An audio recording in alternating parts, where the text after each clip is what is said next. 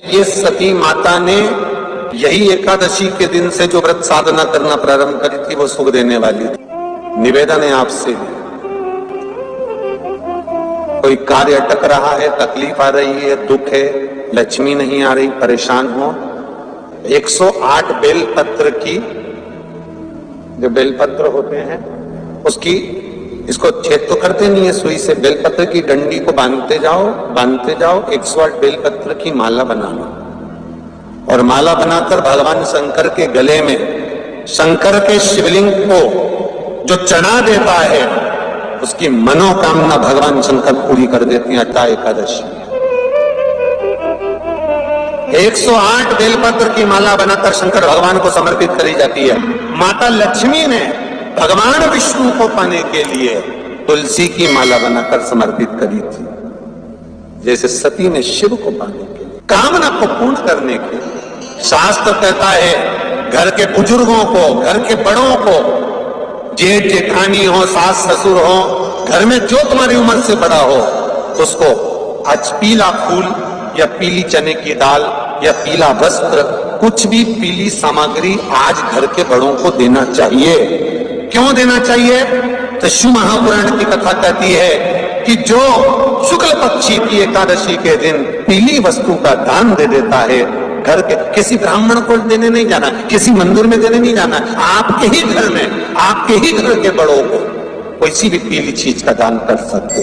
फूल हो, मिठाई हो, कोई अनाज हो, कोई वस्त्र हो, पीली वस्तु का दान दे दें। क्यों होगा? क्या होगा उससे? शिव महापुराण की कथा कहती है उससे जिंदगी में कभी बड़ी बीमारी प्रवेश नहीं करती। एकादशी के दिन गंगा के जल में मात्र 7 बेलपत्री डालकर जो नंदीश्वर भगवान अर्थात जो शंकर जी के शिवलिंग के सामने नंदी होता है, उस नंदी के चरण पर गंगा का जल चढ़ाकर बेलपत्री शिव पर समर्पित कर देता है, उसके घर में रुपया रुकना चालू हो जाता है। फिर वो गलत जगह पर नहीं जाता, गलत स्थान पर वो धन जाएगा ही नहीं। बेटा अगर व्यसन में पड़ा हुआ है, मदिरा पान में पड़ा हुआ है, मांसाहार में, जुए आदि में जा रहा है, तुम्हें लग रहा है कि मेरा बेटा गलत मार्ग पर जा रहा है, मित्र दोस्ती गलत हो रही है, वो सही जगह पर आ जाए, करना है। बेलपत्र शिव महापुराण में कहा गया कि अगर कोई के प्राण छूट जाते हैं, मान किसी के प्राण अगर चले भी गए, तो शिव महापुराण की कथा कहती है, स्वयं स्कंद पुराण कहती है, स्वयं अग्नि पुराण कहती है, लिंग पुराण कहती है, नर्मदा पुराण कहती है कि अगर मान लो किसी के प्राण छूट भी गए, प्राण चले भी गए, तो वो जो जीवात्मा को लेकर जा रहे हैं राम नाम सत्य कहते हुए, और किसी वो जीवात्मा ने जिंदगी में कोई पुण्य करा ही नहीं, कोई सत्कर्म करा ही नहीं मान लो, पर उसने उस जीवात्मा को ले जाते अगर मान लो कहीं बेलपत्री का पेड़ मिल गया और उस बेलपत्री के पेड़ की छांव उस जीवात्मा पर पड़ जाती है, तो शिव महापुराण की कथा कहती है कि पापी से पापी जीव भी कैलाश अधिपति के धाम में पहुंच जाता। इतना भाव तत्व उस बेलपत्र के वृक्ष का है। थोड़ा सीटी दे रहा उसको देख लो, बेलपत्री के वृक्ष का इतना महत्व, उसकी महत्वता इतनी वर्णन करी गई। तो जरा विचार करिए कि शंकर भगवान के पास में जाने पर कितना सुख मिलेगा। मात्र बेलपत्री के वृक्ष के नीचे से कोई अर्थी ही निकल कर चली गई,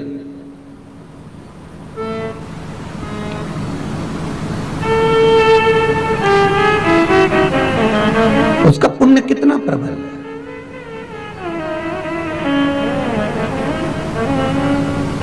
किसी ने एक पत्र लिखा था, यहां पत्र तो वाला नहीं लाए, लेटर आया है किसी का, भूसावल से उन्होंने किसी ने लिखा है, कोई विमल जी सोलंकी है, उन्होंने एक पत्र लिखा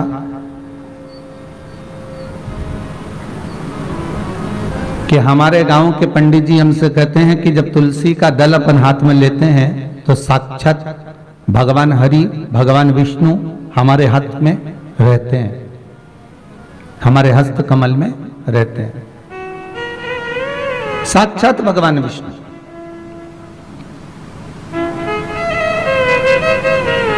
तो क्या शिव महापुराण के अंतर्गत ऐसा कोई वर्णन कहीं मिलता है कि बेलपत्र लेने पर साक्षात हरि हमारे हाथ में रहते हो?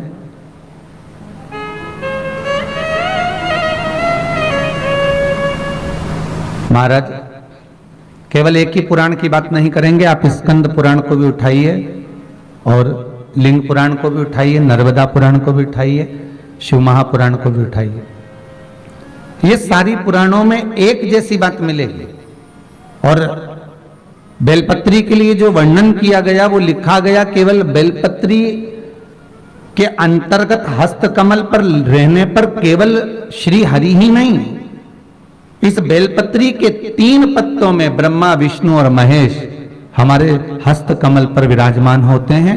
और बेलपत्री की इन डंडियों को जो जोड़ा गया है, बेलपत्री की जो ये डंडियां जहां पर जुड़ी हुई हैं, उस स्थान पर तीनों देवियां ब्रह्माणी लक्ष्मी और स्वयं सरस्वती स्वयं पार्वती इन डंडियों के मध्य में जहां पर जुड़े हैं ये तीनों, वहां पर विराजमान हैं। और उसके बाद भी जो लंबी डंडी रह जाती है डाली से टूटी हुई, तो कहा उस डंडी में 33 कोटि देवता आकर विराजमान हो जाते हैं। यहां तक बेलपत्री में वर्णन किया गया। महाराज उस बेलपत्र की कोई साधारण सी महत्वता नहीं हो सकती।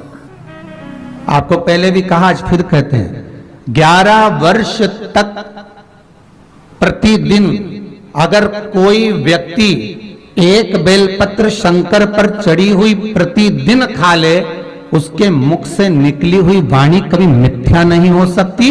अच्छे से अच्छा जोगी सन्यासी तपस्वी साधक उपासक भी उसके आगे फीका हो जाता है, क्योंकि उसकी वाणी निष्फल हो ही नहीं सकती। जो उसने कह दिया तो वो पत्थर की रकील होगा।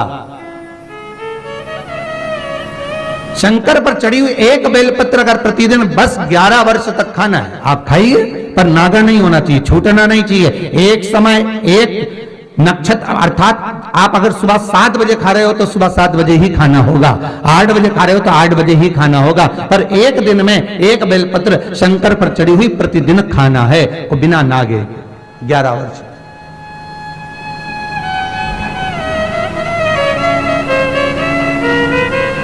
हम क्यों भटके साहब? फिर निवेदन करूंगा, 6 शास्त्र, 4 वेद, 18 पुराण और कई उपनिषद इस भारत की भूमि पर इन हिंदू धर्म के लिए बनाए गए, पर उस हिंदू धर्म को छोड़कर हम जब अन्य धर्म में जाएं तो ये हमारे दुख की बात है, फिर हमारा भाग्य बेकार है। हम क्यों भटके? किस लिए भटके?